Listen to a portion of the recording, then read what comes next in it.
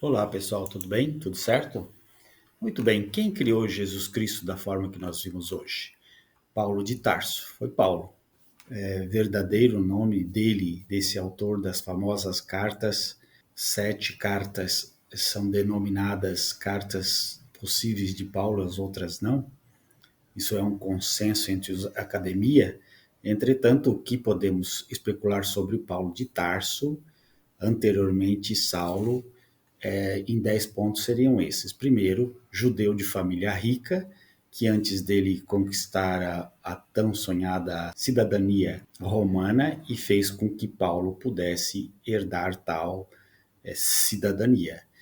Segundo, estimulado religiosamente como fariseu, doutor da lei e aluno de Gamaliel, os estudos para se tornar um doutor da lei começaram aos 5, 6 anos e tinha 4 anos para decorar a Torá.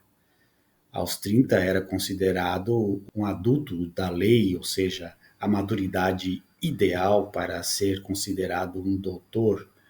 Aos 13 anos, com o Bar Mitzvah, tornara-se filho da lei como um adulto. Já no Sinédrio, somente sumos sacerdotes e anciões e mestres da lei, escribas, poderiam fazer parte, com um número máximo de 71 indivíduos. As etapas do Beit Sefer, dos 5 aos 12, 10, 12 anos, Beit Talmud, dos 10 aos 13, 14 anos, e o Beit Midrash, dos 14 anos em diante, chegando aos 30 anos, caso fosse um aluno talentoso, ou seja, um processo de longuíssimo prazo e feito todo em Jerusalém. Porém, Paulo foi enviado a Jerusalém para estudar com Gamaliel quando era jovem, possivelmente aos 13 anos, e estudou por cerca de 5 anos. Bem, se ele e sua família fossem judeus, saberiam os trâmites para se tornar um doutor da lei. E Paulo deveria ser de uma família rica, porque para estudar numa escola precisava ser rico. Terceiro, era um escritor helenista com ampla formação, além de conhecimento sobre diversas culturas pagãs da Mesopotâmia, mas que não conhecia ao fundo alguns pormenores judaizantes, como a formação de um doutor da lei. Quarto, assim sendo, quais as chances de Paulo de Tarso ser um Assim sendo, quais as chances de Paulo de Tarso ser um pseudônimo e, por esse motivo, não ter sido criado como personagem histórico por Joséfo, Plutarco ou Filon de Alexandria? Quinto, Plutarco nos diz: quem possuía uma vida semelhante à de Paulo de Tarso, que viajou para diversas localidades, tinha amigos romanos e andou por diversas regiões para entender a cultura dos outros povos. Também escrevia em grego, além de possuir imenso conhecimento dos mitos, inclusive dos gregos, platonismo e da estrutura literária greco-romana. Existem outros conteúdos, mas o de Plutarco é que se encaixa melhor. Sexto, Paulo não conheceu Jesus pessoalmente e não sabia muitos dos milagres que o Nazareno havia feito em vida.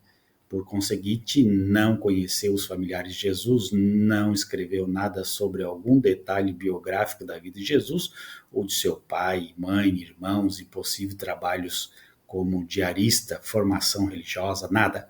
Simplesmente Paulo não deixou nada registrado sobre a vida do Nazareno. Sétimo, Jesus de Nazaré, seu mistério no reino de Deus e em ensinamentos éticos e práticos.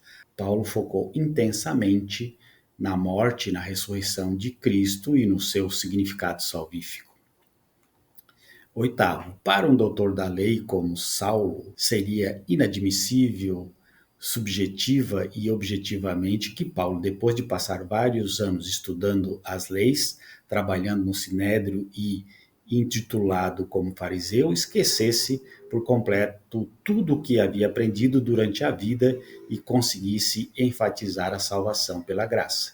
Graça essa que aparece pouquíssimas vezes no Antigo Testamento, sem qualquer valor prático e dogmático, ao mesmo tempo em que ia desvalorizando a necessidade de seguir as leis de Moisés no cotidiano, como a circuncisão e as regras alimentares. Alguns críticos estudiosos argumentam que Paulo rompeu com o judaísmo de Jesus e com a própria maneira externa fez um reset cognitivo.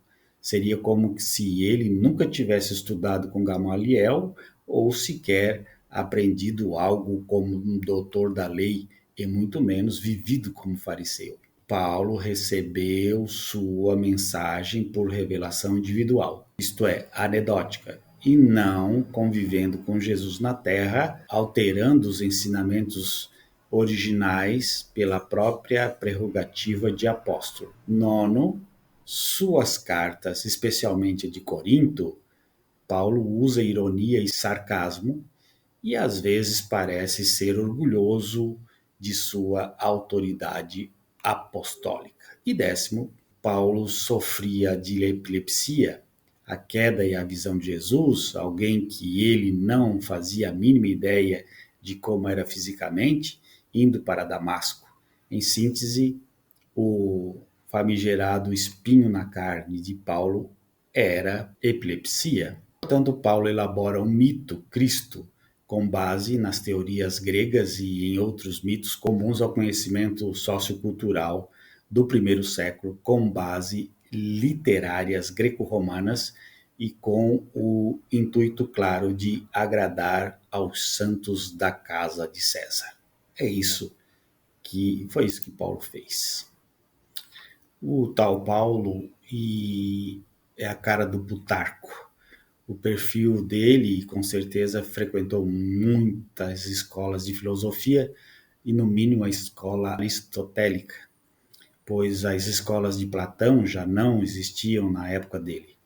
Outro detalhe que chama muita atenção, parte desses escritos foram encontrados no Egito, e como já sabemos, a influência grega dos egípcios desde o primeiro Império Romano é notória.